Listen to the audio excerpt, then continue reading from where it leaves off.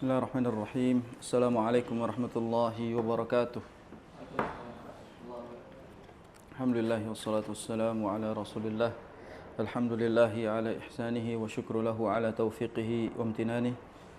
Wassalatu wassalamu ala asfa asfiyaihi wa khairi khalqihi wa ala alihi wa ashabihi wa man sanna bi sunnatihi ila yaumi liqa'ih. Asyhadu an la ilaha illallah ta'ziman li sya'nih. Wa ashhadu anna Muhammadan abduhu wa rasuluhu ad-da'i ila ridwanihi amma ba'd. Alhamdulillah, segala puji bagi Allah Subhanahu wa taala yang selalu memberikan kita kemudahan, membukakan kita pintu-pintu keberkahan dan selalu mengampuni segala kesalahan. Teruslah meminta kepada Allah Subhanahu wa taala kemudahan untuk melanjutkan ketaatan dan mintalah kepada Allah agar Allah Subhanahu wa taala senantiasa membukakan pintu ampunan bagi kita semua.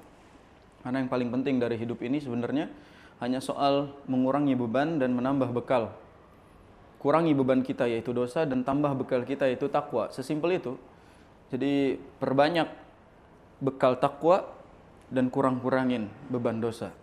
Maka itu adalah kunci dari keberkahan, kebahagiaan dan kemudahan. Tentunya itu menjadi bekal terbaik seseorang untuk menikmati kebahagiaan yang abadi yaitu di dalam surganya Allah Subhanahu wa taala. Karena lelahnya kita, capeknya kita di dunia ini hanya akan terbayar oleh indahnya surga. Sehingga selamat bercapek-capek di dunia dan selamat berjuang di dunia, karena dunia ini tempatnya lelah dan dunia ini tempatnya berjuang. Dan kalau sudah ingin istirahat, maka berusahalah istirahatnya di surga. Karena kalau bukan di surga kita tidak akan mungkin bisa istirahat. Maka yang hari ini masih mengeluhkan segala nikmat, berfikirlah bahwa dunia ini bukan tempat istirahat dan kita hanya akan istirahat nanti ketika kaki kita berhasil masuk ke dalam surganya Allah Subhanahu wa taala. Salawat dan salam terlimpah curahkan kepada Nabi kita yang mulia Nabi Muhammad sallallahu alaihi wasallam yang selalu berusaha memperjuangkan kemaslahatan umatnya, kebaikan umatnya. Azizun alaikum, yang selalu aziz, haris, rauf. Nabi SAW itu selalu memperjuangkan umatnya, selalu mencari cara agar umatnya tidak kesulitan dan tidak berat menjalankan syariat Allah Subhanahu wa taala. Dan Nabi SAW selalu semangat untuk meninggalkan jejak terbaik bagi umatnya. Dan Nabi SAW amat cinta kepada umatnya sehingga beliau meninggalkan kepada kita sunnah yang benar-benar menjadi petunjuk terbaik, yang malamnya seperti siangnya, yang tidak akan tersesat, tidak akan binasa kecuali orang-orang yang melalaikan sunnah tersebut. Maka minta kepada Allah Subhanahu wa taala agar Allah istiqomahkan kita di atas sunnah, seraya meminta kepada Allah agar kita bisa segera berkumpul berjumpa dengan beliau sallallahu alaihi wasallam kelak di surga. Amin ya rabbal alamin.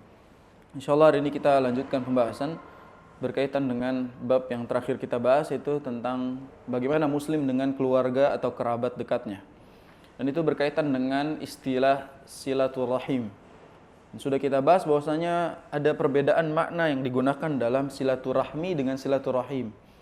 Jadi kalau kita setarakan makna silaturahim dengan silaturahmi, maka ini kurang tepat, sebab silaturahmi lebih luas. Karena bahasa kita, bahasa Indonesia menyerap silaturahim menjadi silaturahmi dengan makna yang lebih luas. Ya, sebagaimana silaturahmi itu adalah hubungan kekerabatan secara umum, bahkan teman, sahabat itu bagian dari silaturahmi. Tapi dalam syariat tidak demikian. Dalam syariat silaturahim itu hanya berkaitan dengan keluarga dan kerabat dekat yang masih ada ikatan kekeluargaan. Sehingga sesempit makna itu tidak bisa kita samakan dengan umumnya pengertian silaturahmi, walaupun penggunaannya masih boleh digunakan antara silaturahmi dengan silaturahim. Dan kita sudah tahu bahwasanya keutamaan-keutamaan silaturahim yang sudah kita bahas kemarin. Dan kita sudah bahas juga bahwa pemutus silaturahim, orang-orang yang memutus silaturahim itu benar-benar terputus koneksinya, hubungannya dengan Allah Subhanahu wa taala, terputus kesempatan mendapatkan rahmat. Dan kita tahu bahwasanya Rasul SAW di banyak hadis menyampaikan kepada kita ancaman-ancaman orang-orang yang memutus silaturahim. Sampai beliau mengatakan la yadkhulul jannah qati'ur rahimin. Tidak akan masuk surga orang yang memutus silaturahim. Dan yang disebut memutus, kita sebutkan kemarin adalah ketika kita memutus komunikasi dengannya, berhenti mengunjunginya dan berhenti mendoakannya. Jadi saat kita memutus komunikasi, tidak lagi mau berkomunikasi dengannya baik secara jarak dekat atau jarak jauh, tidak mau lagi mengunjunginya, lalu terakhir kita tidak lagi mau mendoakannya, maka itu bagian dari qati'ur rahimin, yaitu memutus tali silaturahim. Dan kali ini insya Allah kita akan membahas tentang silaturahim juga kepada kerabat dekat, kepada keluarga, namun kita kerucutkan kategori menjadi 2 kategori.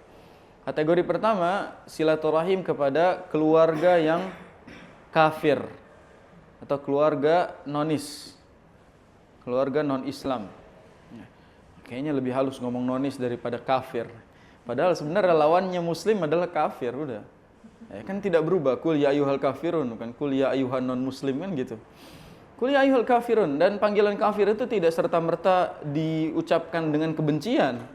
Karena kafir itu istilah yang menjadi lawannya muslim. Orang-orang yang menyimpang, orang-orang yang tidak meyakini, tidak bertauhid kepada Allah SWT, ya mereka disebut kafir. Maka ungkapan kafir itu bukan sematan keburukan tentunya, yang kita dilarang mengucapkannya sebab itu akan memutus hubungan interaksi sosial kita dengan sesama manusia. Enggak juga. Dan memang harus dipisahkan antara Islam dengan kufur, tauhid dengan kufur, tauhid dengan syirik, sunnah dengan bid'ah, harus dipisah. Harus dipecah memang. Sehingga kita harus berani mengatakan muslim dengan kafir. Dan jangan alergi dengan kata kafir, sebagaimana muslim juga tidak alergi dikatain dengan istilah-istilah yang lainnya di agama-agama di luar sana.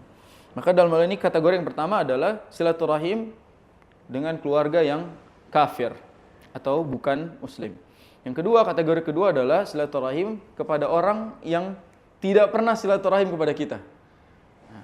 Jadi silaturahim kepada keluarga yang tidak pernah atau tidak mau silaturahim ke kita.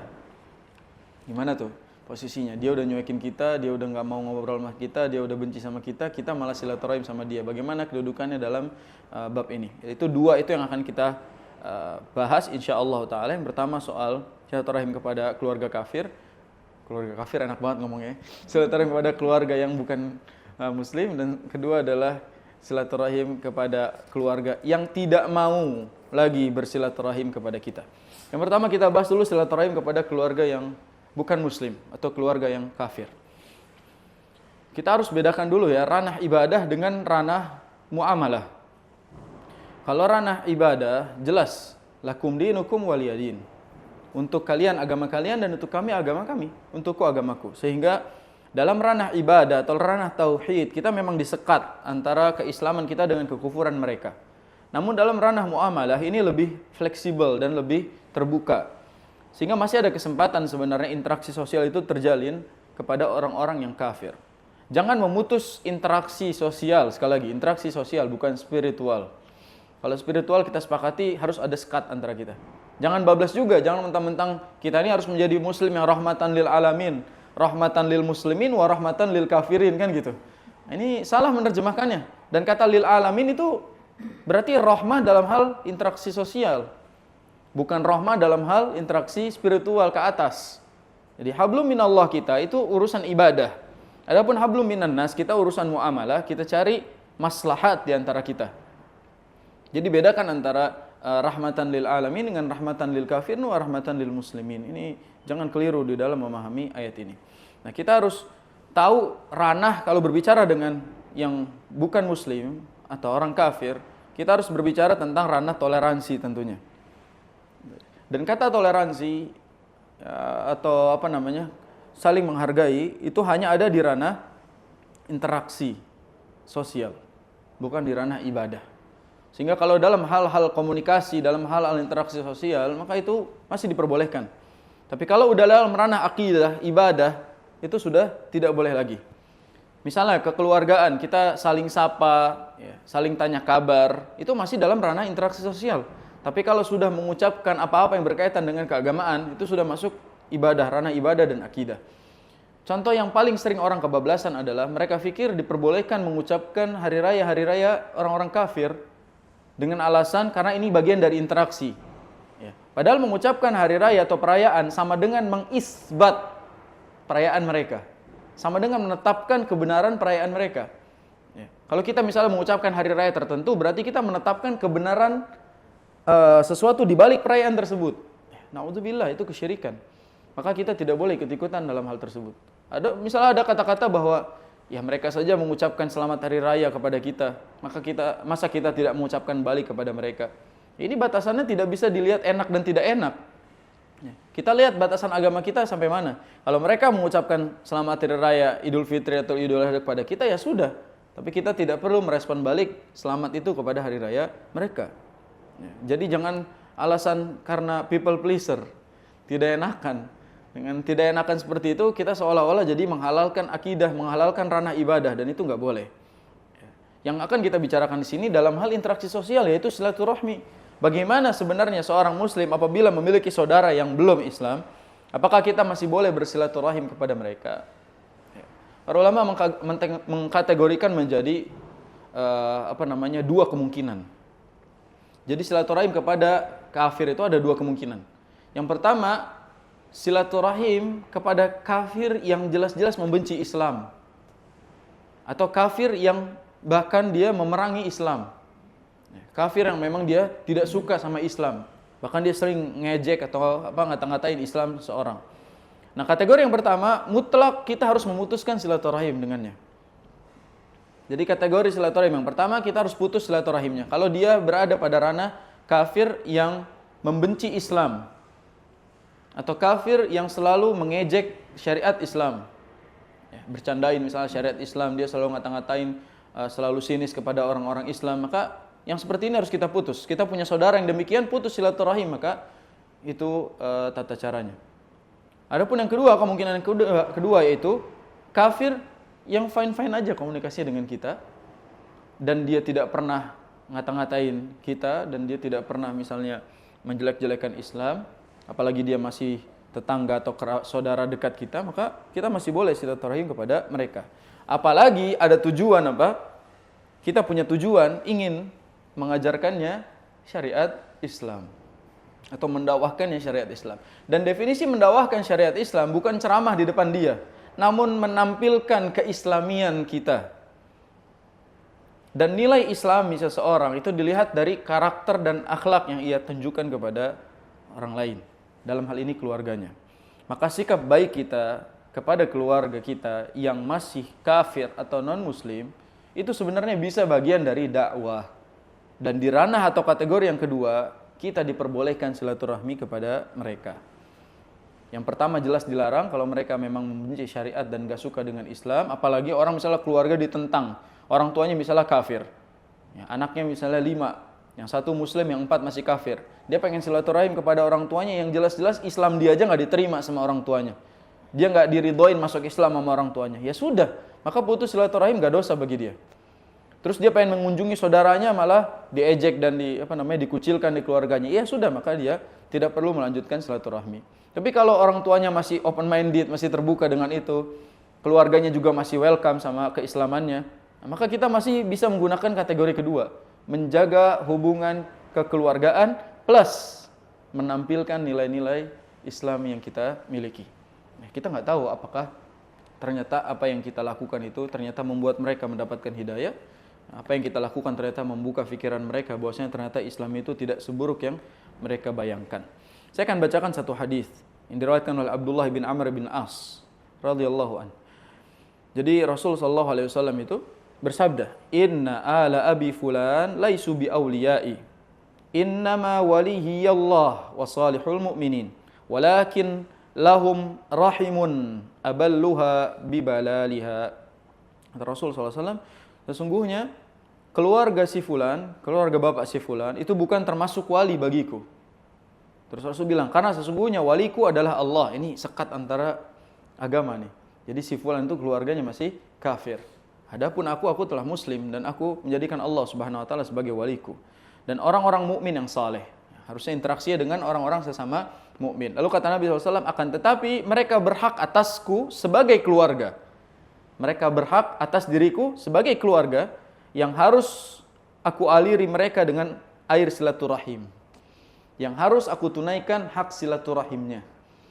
Artinya aku memang seharusnya berinteraksi dengan sesama muslim, dengan sesama orang-orang beriman karena wali kita, karena kita menuhankan Allah Subhanahu wa taala.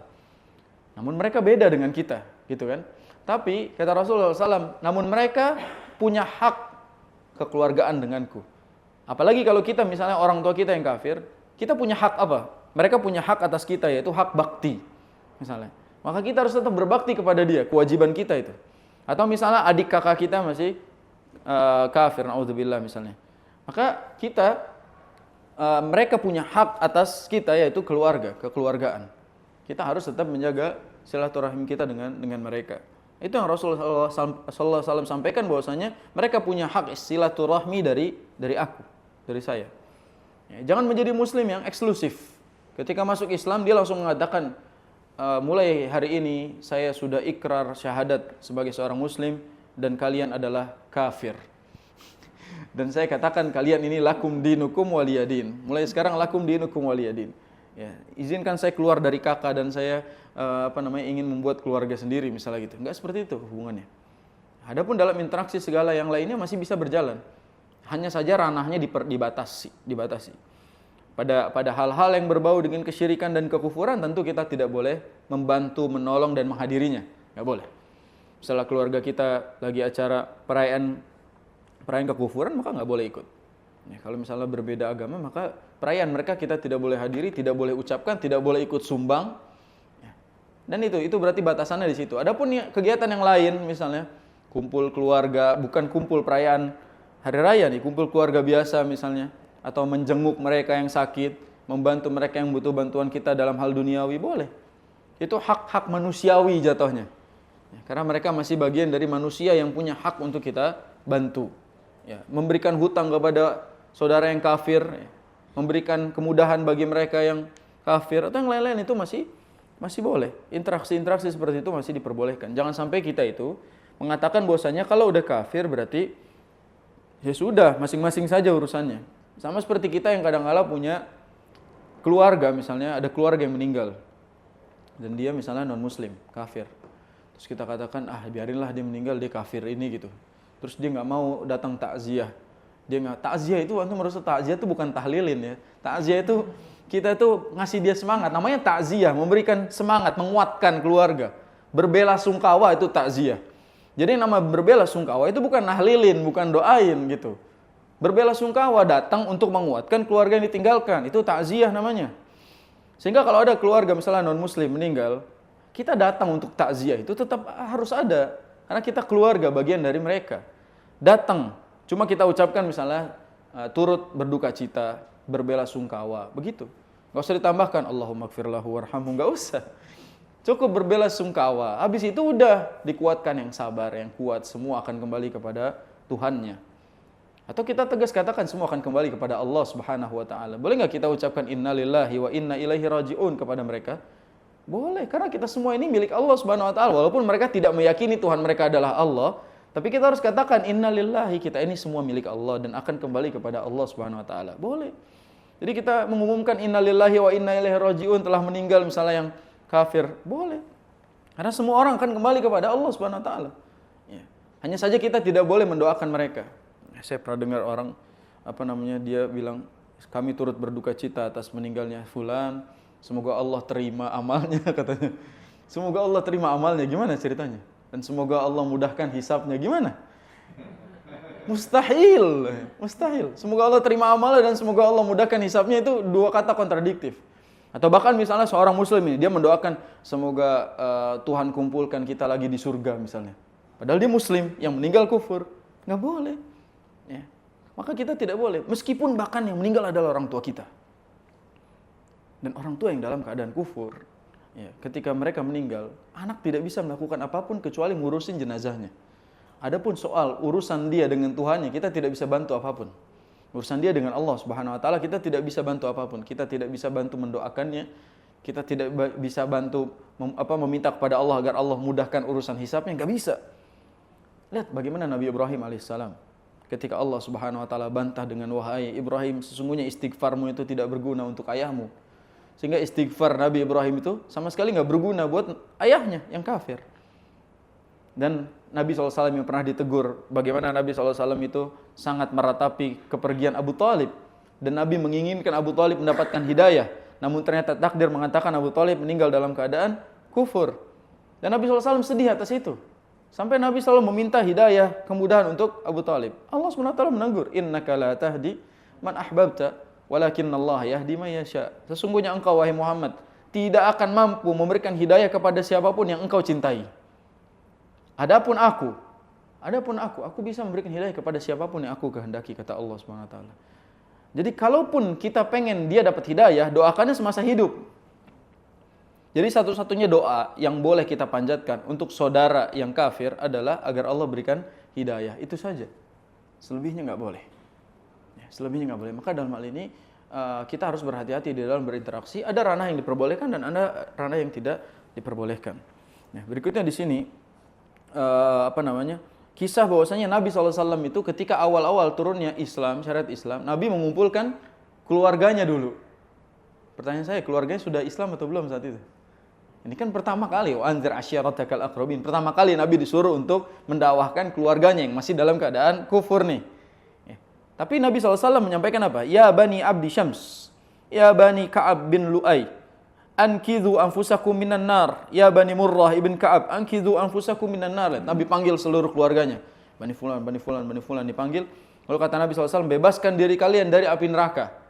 Bebaskan diri kalian dari api neraka. Berarti berdakwah kepada keluarga yang masih kafir itu wajib bagi kita. Sampaikan kepada mereka.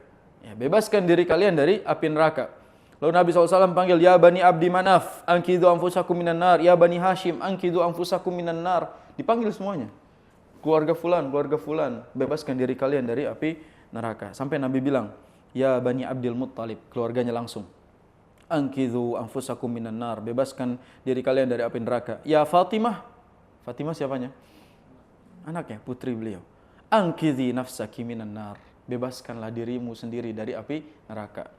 Kata Nabi, fa inni la amliku lakum minallahi syai'a. Aku itu tidak punya apapun di hadapan Allah.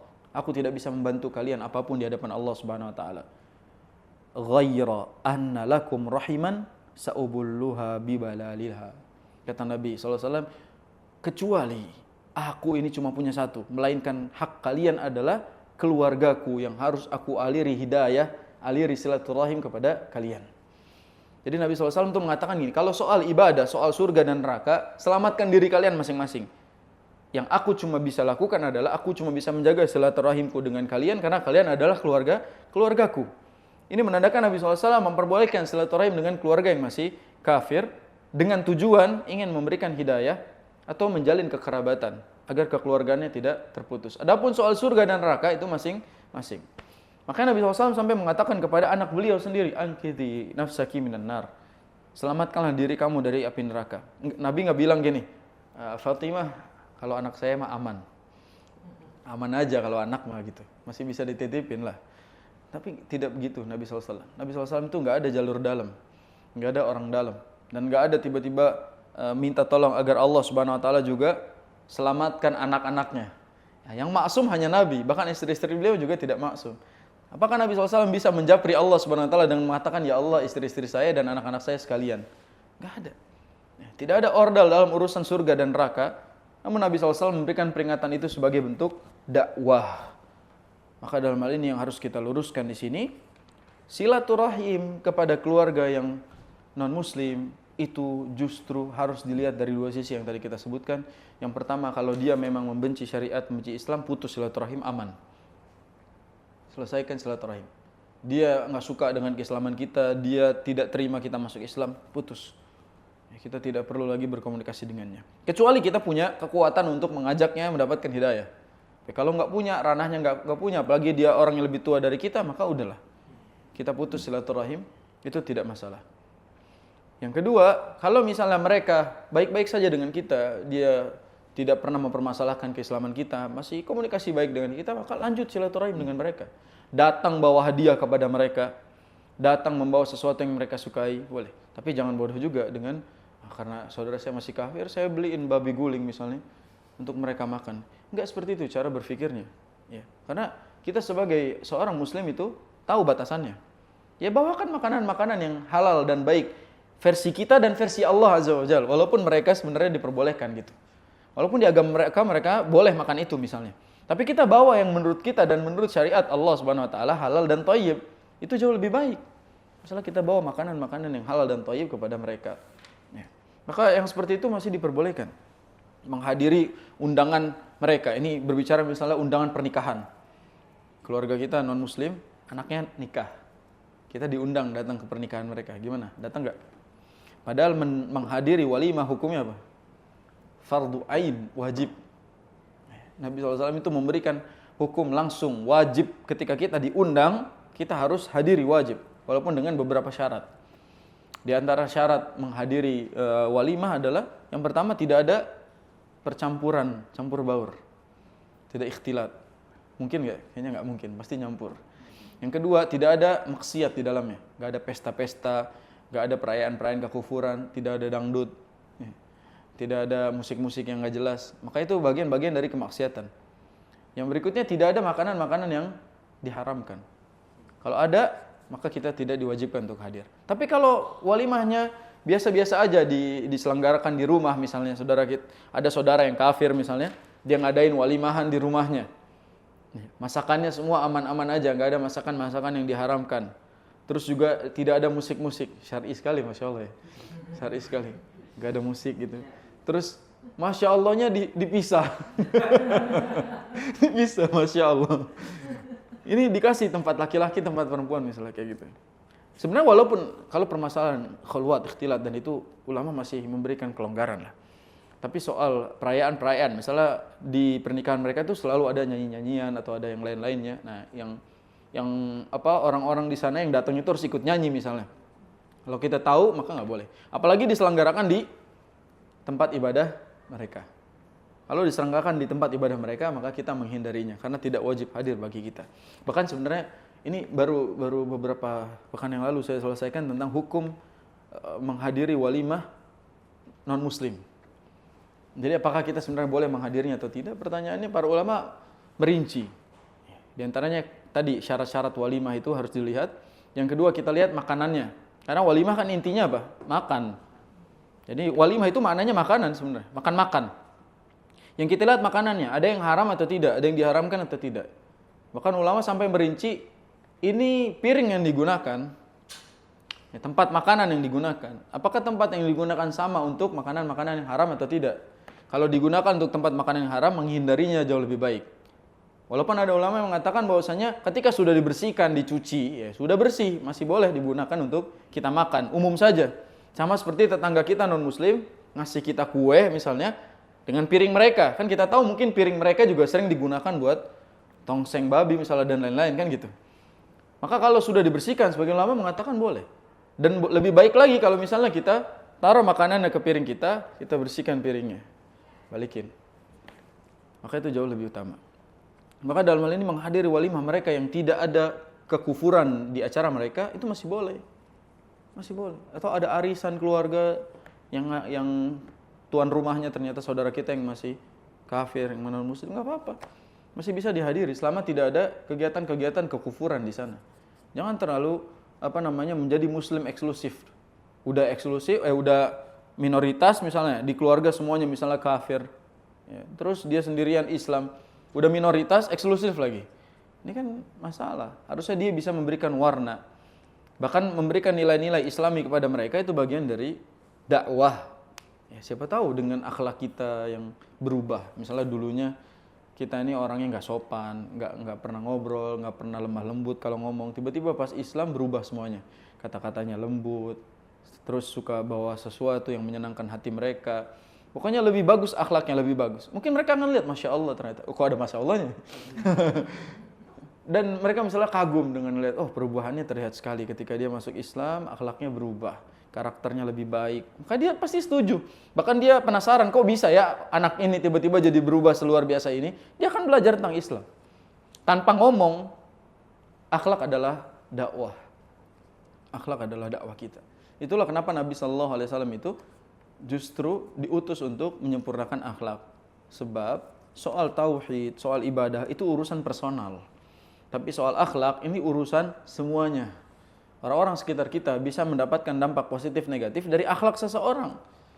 Karena Allah SWT tidak mempertimbangkan soal sholat individu muslim dan gak ada urusannya sama orang lain. Tapi kalau soal akhlak, kezaliman dan lain-lain, itu hak-hak yang seperti itu justru lebih berat nanti di hadapan Allah SWT. Makanya yang memberatkan timbangan amal soleh adalah akhlak yang mulia. Tapi tidak disebutkan sholat kan. Yang disebutkan adalah akhlak yang mulia yang akan menambah beban berat di timbangan. Karena banyak orang yang sholat namun akhlaknya tidak mulia.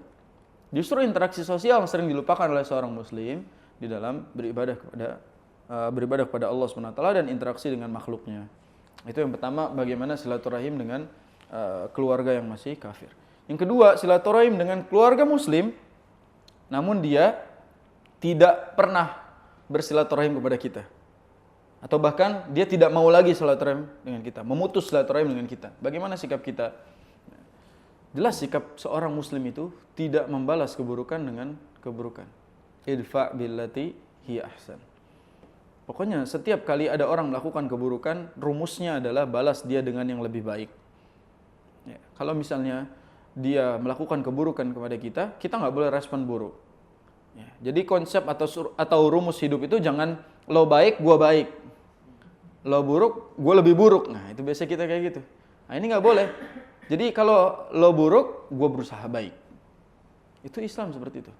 Dan apa faktor yang menyebabkan kita baik sama mereka padahal mereka buruk kepada kita? Satu-satunya faktor hanya karena Allah yang baik kepada kita. Dan Allah nyuruh kita menjadi orang baik.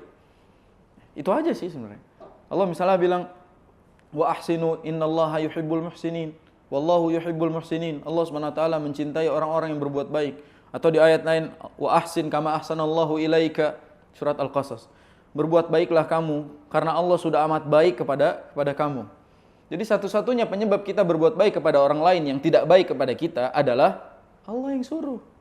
Udah itu aja. Jadi kalau mereka memang tidak mau silaturahim dengan kita, memutus silaturahim, apalagi masih muslim, kita yang duluan, karena pahalanya buat kita urusannya. Soal nanti nggak dibukain pintu, ya urusan lain. Kita datang ke rumahnya, udah ngabarin mau silaturahim ke mereka. Pas nyampe sana nggak dibukain pintu karena mereka benci sama kita, ya sudah, kita pulang lagi, itu bukan urusan kita. Yang penting kita ada keinginan untuk menjalin silaturahim dengan mereka. Tidak sama-sama jadinya, ya lu nggak mau lagi hubungan kekeluargaan, ya kita juga sama misalnya. Ini berarti dia tidak bersikap sebagai seorang muslim. Karena seorang muslim itu membuka pintu kedamaian, bukan setuju terhadap perpecahan. Islam itu membawa kedamaian dan persatuan dan bukan setuju terhadap yang seperti itu. Lihat Nabi SAW bersabda nih, laisal wasilu bil mukafi, walakinnal wasil alladhi idza quti'at rahimuhu wasalaha. Kata Nabi SAW, bukanlah dikatakan seorang penyambung silaturahim apabila dia mencukupkan hubungannya dengan orang-orang secukupnya saja. Namun yang disebut dengan silaturahim adalah menyambung silaturahim yang apabila keluarganya itu memutusnya, maka dialah yang menyambungnya. Jadi kalau keluarga memutus silaturahim, kita tetap menyambungnya, itu definisi silaturahim yang sesungguhnya. Bukan yang udah ada, ya, tapi dia menyambung silaturahim yang terputus, itu yang lebih utama. Maka di sini disebutkan idza quti'at rahimuhu wa salaha. Kalau terputus silaturahimnya, dia yang menyambungnya. Jadi kalau terputus silaturahim antara kita yang nyambung. Ya, biasanya orang kalau udah dikirim bukti transfer dibuka pintunya pasti. Dibuka. Ya kirim aja dulu ya 200.000 buat mancing kan gitu. Saya boleh ya main ke rumah nih, ini ada uang buat anak-anak, pasti senyum. Pasti bloknya dibukain semuanya. Kalau soal fulus mulus. Ya, kalau orang sekarang kan ada fulus mulus. Nggak ada fulus, mampus. Kelar semuanya. Dicuekin orang nggak ada fulus, subhanallah. Pokoknya kita tunjukkan akhlak seorang muslim yang murni mencari ridha Allah Subhanahu wa taala, bukan karena mereka itu nggak suka sama kita. Maka dalam hal ini yang seperti ini tuh kita harus tetap berlemah lembut kepada mereka. Saya jadi ingat sebuah hadis. Ini disampaikan oleh bunda kita Aisyah radhiyallahu anha. Bunda kita Aisyah radhiyallahu anha itu waktu itu Rasul di rumah beliau. Tiba-tiba ada tamu datang. Ada yang datang. Kata Rasul, izinkan dia masuk. Bi'sa ibnul asyirah. Bi'sa akhul asyirah, kata Nabi SAW. Yang datang itu seburuk-buruknya orang di keluarganya. Yang datang itu seburuk-buruknya orang di qabilahnya. Orang paling buruk di qabilahnya. Tapi ketika masuk, falamma dakhala ala nalahul qaul. Ketika orang yang buruk tadi, kata Nabi buruk itu, pas masuk ke rumahnya, Nabi ngomong dengan lemah lembut, sopan semuanya. Baik semuanya Nabi ngomong. Ketika udah pulang, Aisyah nanya, ya Rasul, kamu tadi ngomong begini, begitu. Katanya dia bisa akhul asyirah, dia seburuk-buruknya orang di keluarganya. Tapi kenapa kamu berlemah lembut seperti itu? Kata Rasul, wahai Aisyah, sesungguhnya orang yang paling buruk adalah orang yang membuat orang lain itu takut atas keburukanmu. Biarin dia buruk kepada kita, tapi jangan sampai dia takut atas keburukan kita. Jadi Rasul ngajarin kita, mungkin orang itu dikenal buruk, memutus silaturahim, gak suka sama kita, sering ngata-ngatain kita di depan banyak orang misalnya. Tapi ketika kita ketemu sama dia, tunjukkan akhlak terbaik. Biarin dia yang dosa, kita jangan ikut-ikutan gitu. Dan Rasul di hadis ini menjelaskan kepada kita bahwa keburukan seseorang, Rasul bilang tadi, bisa akhul asyirah.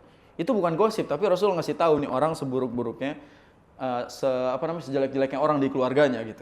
Tapi kalau ketemu sama saya akan bersikap baik sama dia. Ada keluarga seperti itu misalnya, ngata-ngatain kita di mana-mana, terus tiba-tiba datang ke rumah karena ada butuhnya. Ngomong aja baik-baik sama dia. Lupakan seolah-olah dia pernah punya kesalahan sama kita. Begitulah kira-kira akhlaknya Rasul. Jadi kepada para pemutus silaturahim, jangan diputus balik. Tapi kita yang menjalin, kita yang menyambungnya kembali. Dan yang seperti ini pahalanya besar di hadapan Allah Subhanahu wa taala. Karena kita menyambung apa yang putus dan mengembalikan jalan yang seharusnya di saat orang lain meninggalkannya. Intinya akhlak seorang muslim adalah kunci. Al-muslim man salim al-muslimuna min lisanihi wa yadihi. Seorang muslim adalah yang muslimin lainnya selamat dari buruknya lisan dan tangan kita. Jadi berusaha berakhlak sebagaimana Nabi SAW adalah manusia yang paling berakhlak. Wa innaka la'ala khuluqin azim. Engkau adalah orang yang berbudi pekerti paling agung, paling luar biasa. Dan jadilah umat Nabi SAW yang berakhlak seperti nabinya. Jadilah seorang muslim yang berakhlak islami. Maka dalam hal silaturahmi, tadi sudah kita jelaskan, jalin silaturahmi meskipun mereka tidak mau menjalinnya. Dan buka pintu dakwah dengan akhlak agar mereka melihat keislaman kita melalui islaminya akhlak kita. Hadza wallahu a'lam bissawab. Subhanakallahumma bihamdika asyhadu an la ilaha illa anta astaghfiruka wa atubu ilaik. Assalamualaikum warahmatullahi wabarakatuh.